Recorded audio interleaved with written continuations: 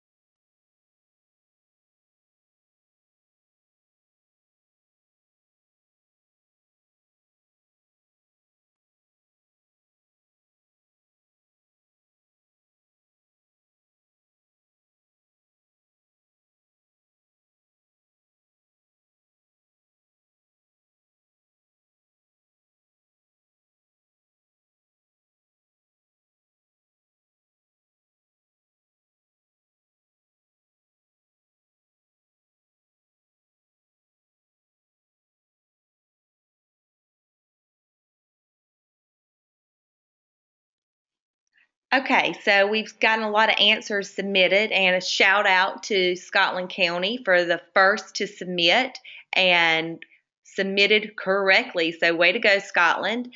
Yes, based on this description, the teacher should be able to gather evidence through skill D, noticing that cardinality is skill D, and that would be the last thing she would be looking for based on this general description.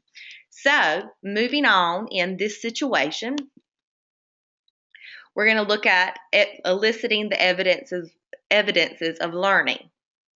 So, the teacher gathers the children together and asks for a volunteer to count the number of children at school today. After the volunteer counts the children, the teacher then asks for all of the girls to stand up and for a volunteer to count the number of girls at school today. The teacher continues to call on volunteers to count different groups of students, making sure to pick categories that provide different quantities of children to count, including larger and smaller groups. In an effort to find the child's edge of understanding, when the teacher is selecting a student to count a particular group of children, the teacher intentionally selects a student who may likely count the number of children in the specified group without frustration. Thus, for children who, based on previous observations, may be able to count larger quantities, the teacher selects those volunteers to count larger groups of students, such as the entire class. And for children who may find larger groups of students too frustrating to count, the teacher selects those children to count the smaller groups of children, such as the number of children with braids in their hair. So, if you noticed, I've highlighted the word intentionally because this goes back to what we discussed yesterday, that sometimes we need to be intentional in order to gather our evidences of learning, whether the intentionality comes on focusing on certain skills or focusing on certain students. So, the example for this is during Monday morning meeting time, the teacher asked the children, I wonder how many children are here today. How can we find out?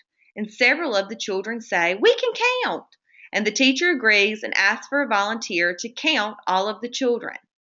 As hands are raised, the teacher selects Megan. The teacher has observed Megan counting larger quantities of object at the math station and anticipates that this opportunity may challenge her, yet not frustrate her. So Megan begins to count the children, gently touching each child's head. She counts the children with one-to-one correspondence and does not skip any children or count them twice. The teacher asks, how many children are here today? Without having to recount the children, Megan responds correctly, 25. Everybody is here. The teacher probes, what if Benjamin counted all the children? Would there still be 25? And Megan pauses and shrugs her shoulders and says, I don't know. And the teacher invites Benjamin to count all of the children. Benjamin counts them accurately and reports, yep, there are 25 children. And Megan says, wow, we got the same. The teacher probes, you seem surprised. Tell me what you're thinking. And Megan replies, I thought they would be different. The teacher notes that Megan was surprised that recounting the same group ended up with the same number. So, based on these observations, how would you interpret the evidence that you just gathered on Megan's counting abilities? And based on your interpretation of this evidence, where would you currently place her on the progressions? So if you will work together in your groups and submit the learning status that you feel best suits Megan currently, if you will submit that in the chat box, and we're going to give you a minute to do so.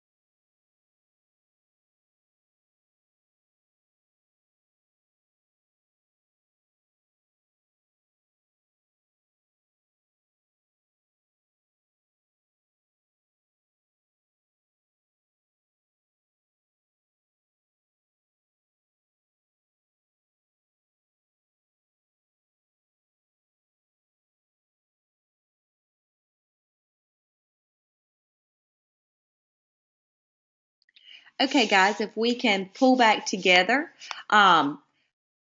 we have looked through the chat box and we have a lot of answers, and most of you selected D.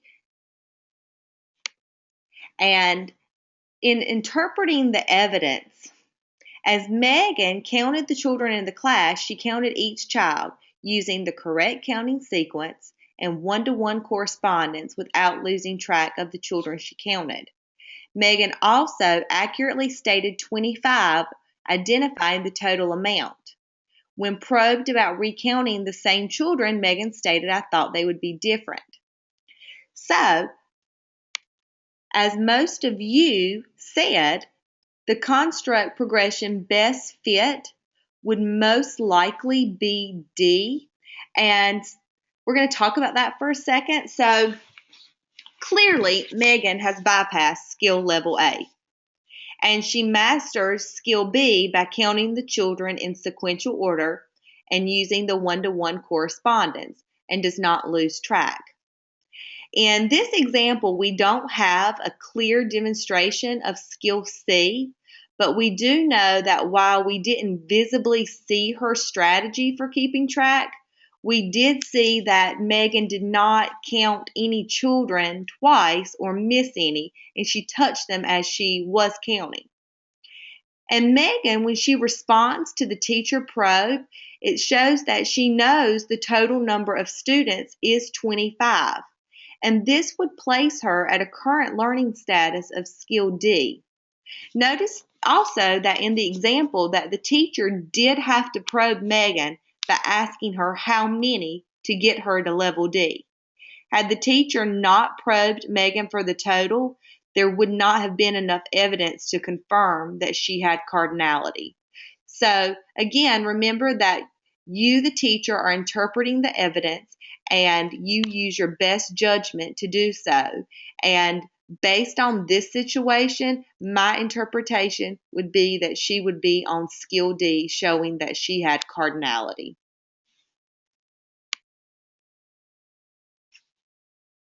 So let's take a second and think about probing. So because in the last example, the teacher did probe, and her probing allowed Megan to go a little further. So in knowing that probing allowed the teacher to get a clear understanding of Megan's current learning status, it is important to know that there is a fine line between probing and guiding and providing. And a probe is a question or a statement that allows the teacher to search into or question closely and investigate thoroughly what a student understands without leading or guiding the student toward a conclusion or an answer.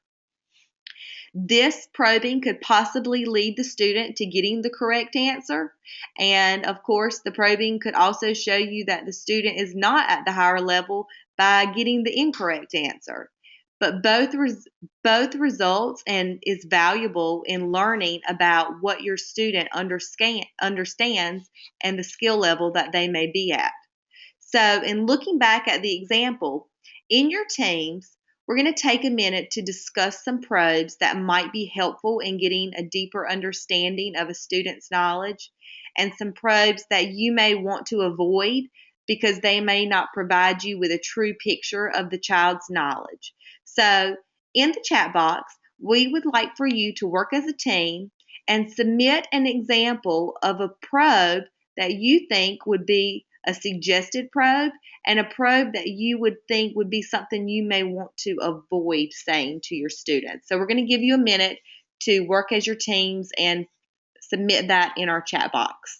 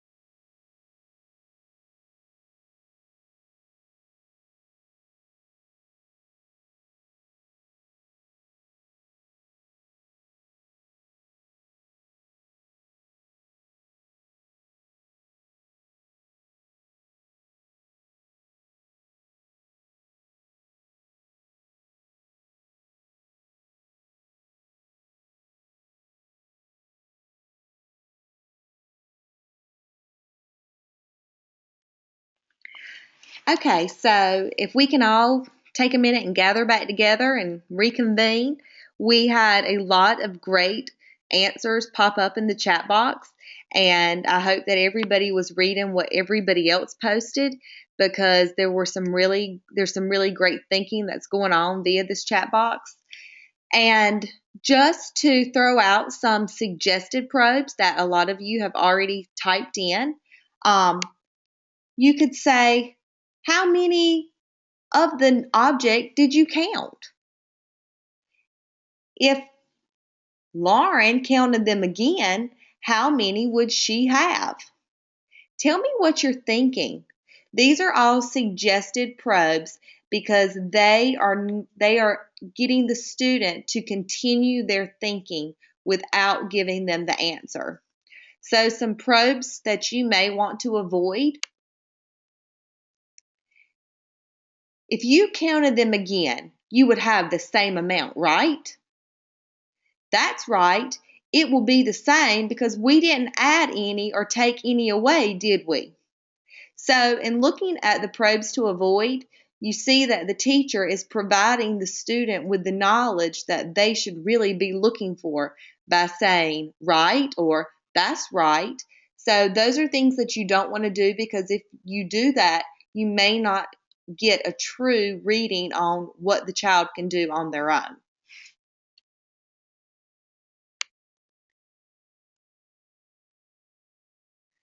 So, based on our situation of how many are here today, how are you going to respond to these learning needs? So, once the evidence is interpreted, which we have already done, and the learning status is identified on the construct progression, continue to adapt and respond to the learning needs of the student, addressing the same learning target if the student has not met it.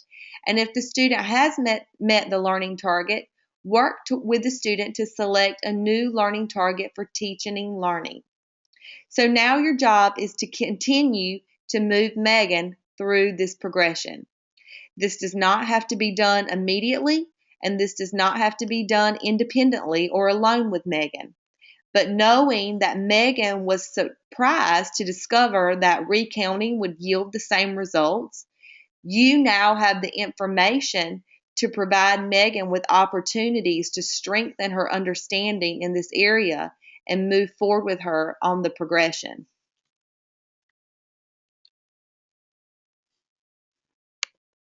So, this specific situation was taken directly from the live binder, and we're going to go there just because we had a question in the chat box of where to find the progression skills. So I just kind of want to go back and highlight that again for everybody. So now that we're on the live binder, if you go to the green tab that says Construct Progressions,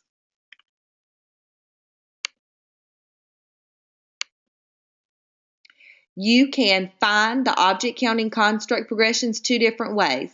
First, you can go here to Cognitive Development under the blue tab, and then on the red tab is the object counting progression, and that will give you the steps of the skills A through H. So that's one avenue to find the skills. Or under the same green tab, if you go back and click on the construct progression green tab, you see the North Carolina Construct Progression and Situations booklet. And in this booklet are all the 5 domains and their construct progressions, and you can get the object counting progressions as well as the general situations and the specific skills, which is where we pulled the how many are there today.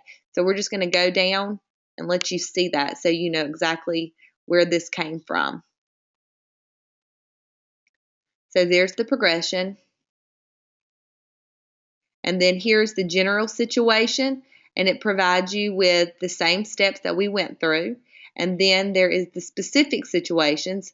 How many are here today, which is the one we did together as a group. And there are also 2 more specific situations. Grab a handful and just one more. And those are specifically related to object counting. And you can find those again on the Live Finder. So we just wanted to go back here and show you where this information was housed and where we got it from, so that anybody that is not with you today, or if you want to take a look at the other two specific situations and the general situation a little more closely, they're there for you to look at whenever you guys have the time. And if you'll notice on the page that I'm showing right now, I know it may be small on your screen, but as Lauren went over the suggested probes and probes to avoid, each of the situations also has that in print so that a teacher can use that to help guide them until this becomes natural for them as their learning deepens. So we have these suggested probes and the probes to avoid.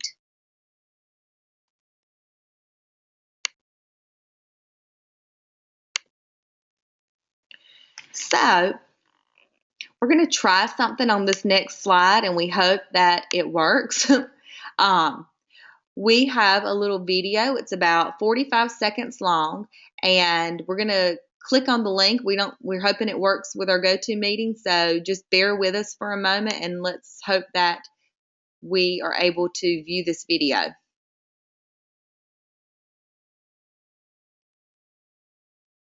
Okay, so far so good.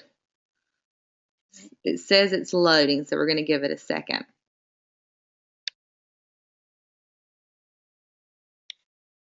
I'm going to actually highlight the link and put it in the chat bar so that you all will be able to refer to this at a later date if you need to as well.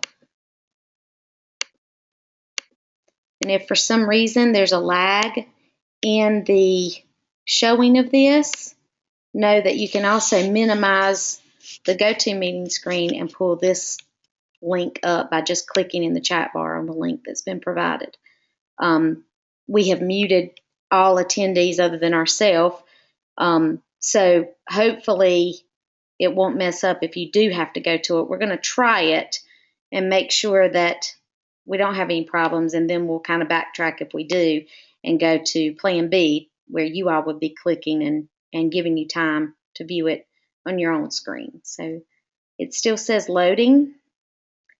We're going to try it just to see. Can you tell me how many blocks there are? 1, 2, 3, 4. All right. Now how many are there? 1, 2. How many are there altogether? 1, 2, 3, 4, 5, 6. So how many blocks do you have on your paper? 6. Now how many? 1, 2, 3, 4, 5, 6, 7. So how many? 7. You have 7 blocks on your paper? If I give you one more, how many do you have? 1, 2, 3, 4, 5, 6, 7, 8. Okay, we're going to watch it one more time just because I know that it took me about 4 times watching it. So remember, as we're watching this, I want you to be watching this as if this was an observation that you were trying to gather evidence for, because in a second, we're going to have you work with your team and see where you would place this child on the progression for object counting based on this piece of evidence. So we're going to watch it again and give you a chance to let it digest. Can you tell me how many blocks there are? 1, 2, 3, 4. All right. Now how many are there? 1, 2. How many are there altogether? 1, 2, 3, 4, 5, 6. So how many blocks do you have on your paper? 6. Now how many? 1, 2, 3, 4, 5, 6, 7. So how many? 7. You have 7 blocks on your paper? If I give you one more, how many do you have? 1, 2, 3, 4, 5, 6, 7, 8.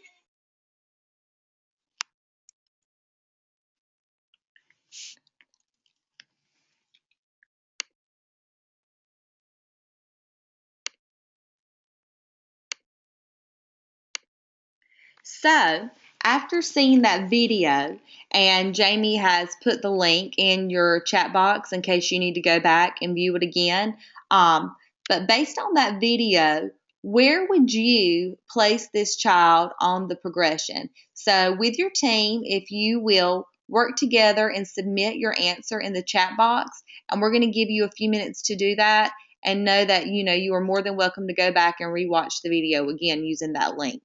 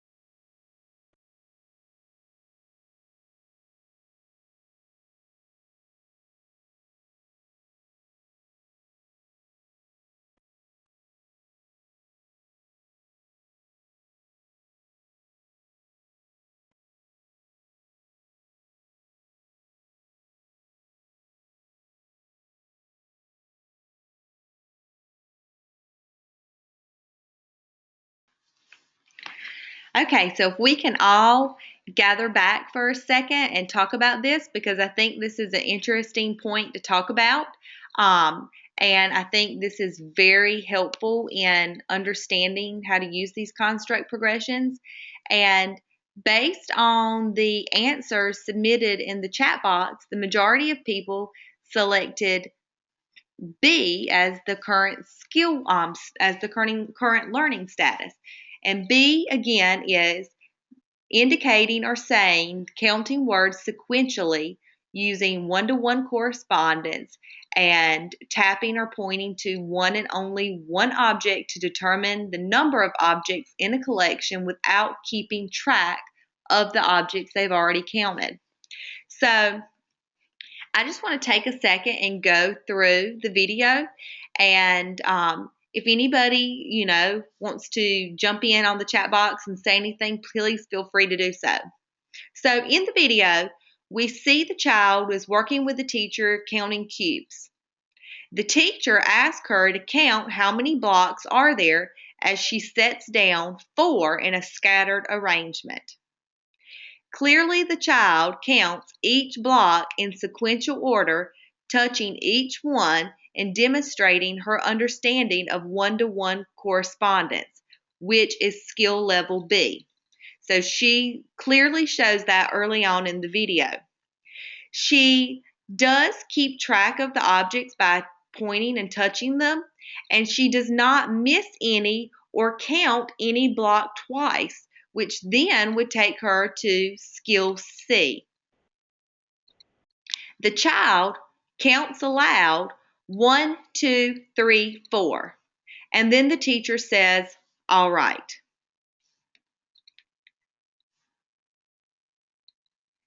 Had the teacher been looking for cardinality at that point, she may, at that instant in time, have probed the child by asking, "So how many did you count?" to see if she knew that 4 was the last number she counted.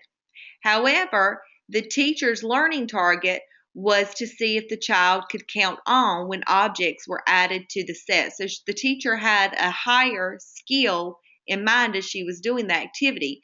So when she adds 2 additional cubes, the child counted those cubes separately from the original set. And when the teacher asked how many altogether, the child was not able to add to the original set without recounting all of them. The teacher then continues to add blocks to the set, and again, the child has to recount to get the total quantity. However, the teacher then starts to ask her at the end of counting how many, and the child correctly responds with the total quantity, demonstrating that she does have a true understanding of cardinality. So, based on this observation, using my best judgment of the evidence, I would place this child at a current learning status of skill D. And we're going to go back and look at the video and see if if anybody agrees or disagrees with that current learning status. And also remember that she started with a higher skill that she was trying to observe, and then she realizes that the child is not able to count on without having to recount, but yet she is able to show that she is counting in order, she's using one-to-one correspondence, she is keeping track, and that she is able to indicate the last number is the total quantity. So we're going to watch it one more time, and please feel free to submit in the chat box if you have anything to say about if you think she should or shouldn't be on skill level D. Can you tell me how many blocks there are? 1, 2, 3, 4. All right. Now how many are there? 1, 2. How many are there altogether? 1, 2, 3, 4, 5, 6. So how many blocks do you have on your paper? 6. Now how many? 1, 2, 3, 4, 5, 6, 7. So how many? 7. You have 7 blocks on your paper? If I give you one more, how many do you have? 1, 2, 3, 4, 5, 6, 7, 8. Okay, so I'm going to just give you a minute to talk amongst your groups about after hearing what we've said and seeing the video again. And we're just going to give you a minute to have that conversation amongst yourself and see if you feel that the child would be at B or C or D or any of the levels that you had submitted in the chat box. So we're going to reconvene in 1 minute.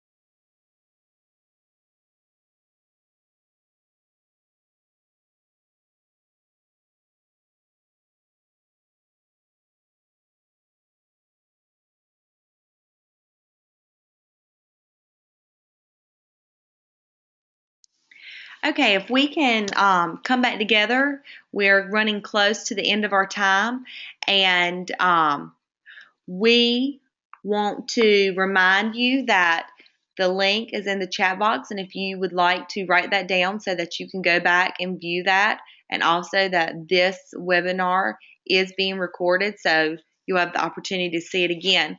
But I want to refer back to the performance descriptors that go with the object counting progression from yesterday.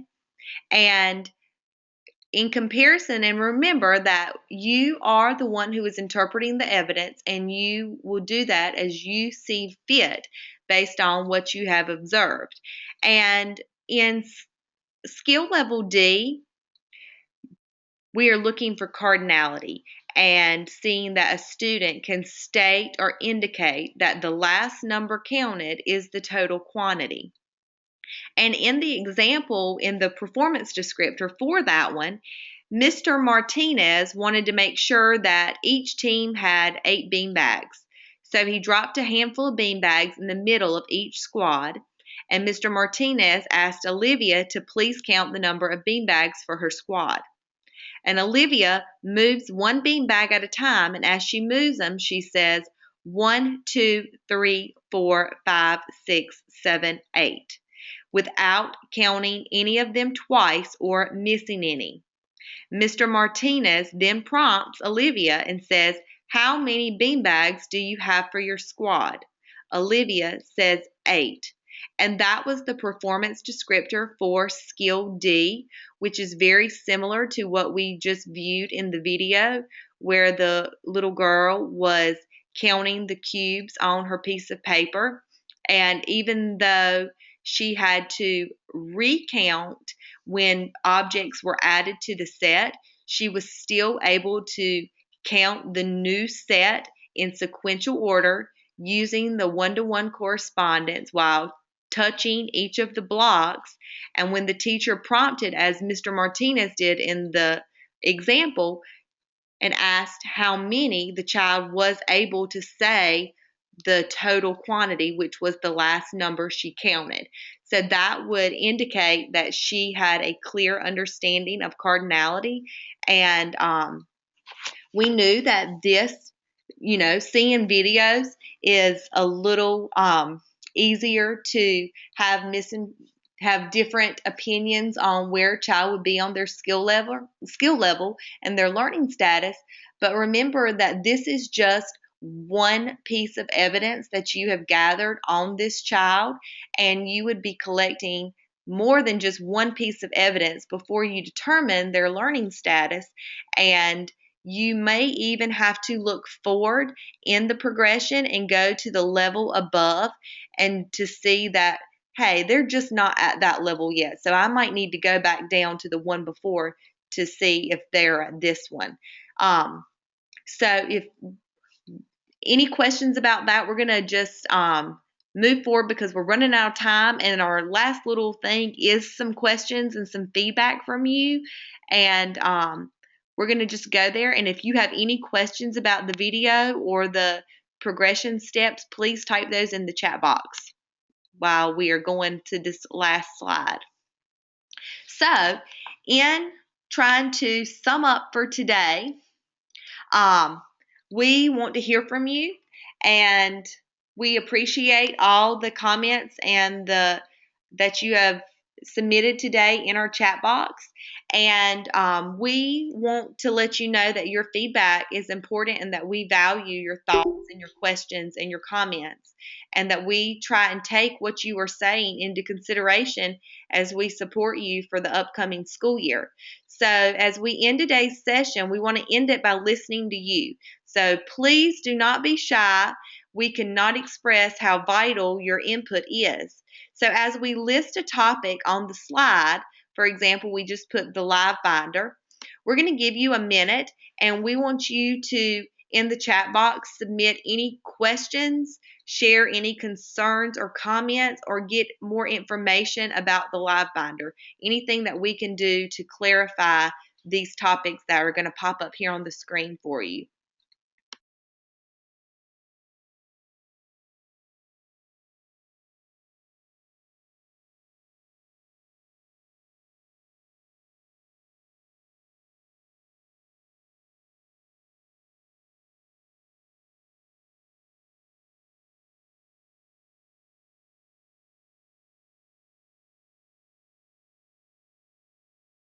Okay, again, please don't be shy. We would love to answer any questions or clarify anything that we can do in the last few minutes. So if remember, you can go back to any of the things that have already popped up on the screen. But if you have questions about the live binder, if you have questions about the object counting progression, which was our focus this week, please take a minute and send us those comments or share with us your concerns or ask us any questions on the object counting progression or the live binder at this moment.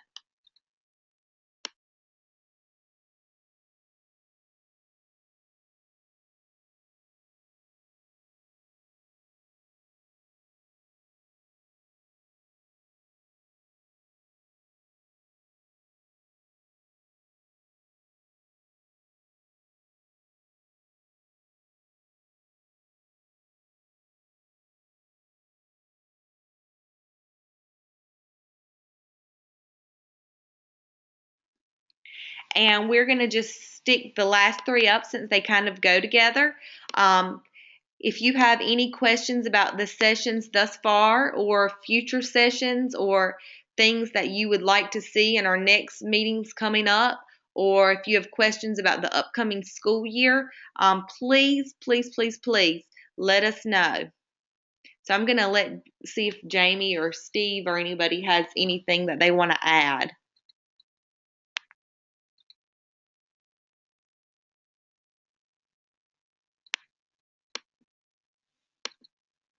Nothing for me, Lauren. Great job.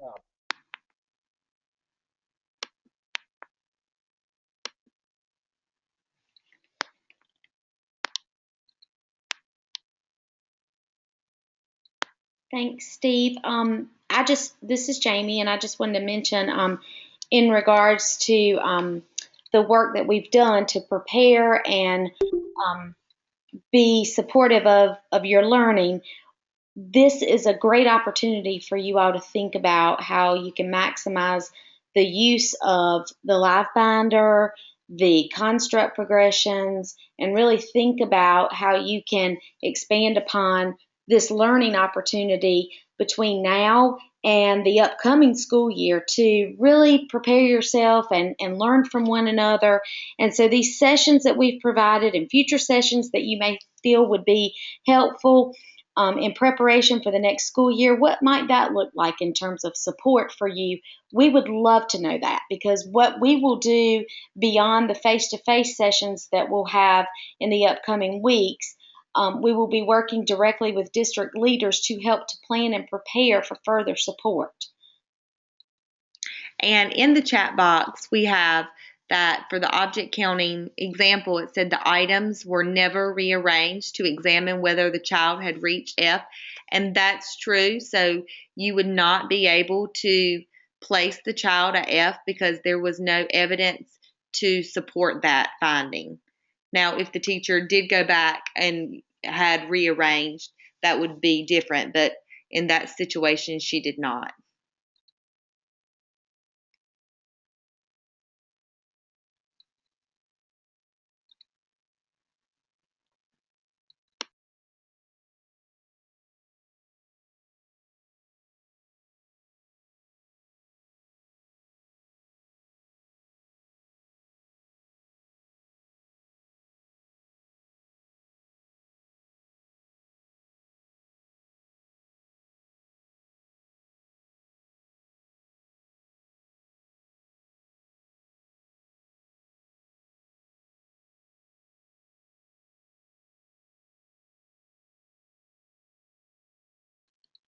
Okay, so we are going to be mindful of your time and your life outside of your work time.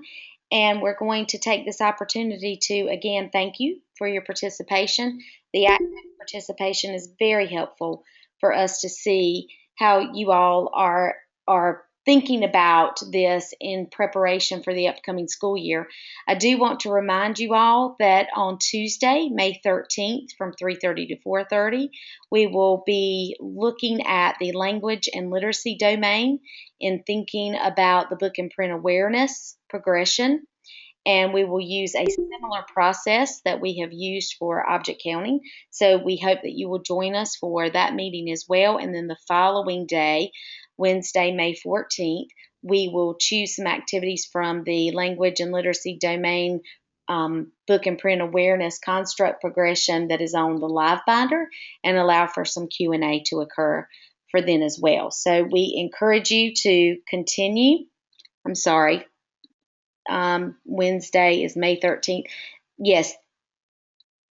Is Wednesday May 13th? Okay, maybe we have. There's a problem with possibly the date and the time. It's the 13th and the 14th.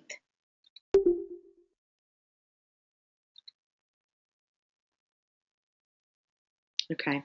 So Wednesday the 13th and Thursday the 14th. We just pulled it up. So, okay, so we look forward to our time with you, and we hope this has been beneficial. And again, as always, I like to thank our district leaders and the support that they are able to provide you, learning opportunities to grow and prepare yourselves for comfortableness and confidence in the use of this work. And please just know that any feedback that you want to provide for further input or effects for moving forward, feel free to do so by email or by way of your district leader. We appreciate your time today. Thank you very much.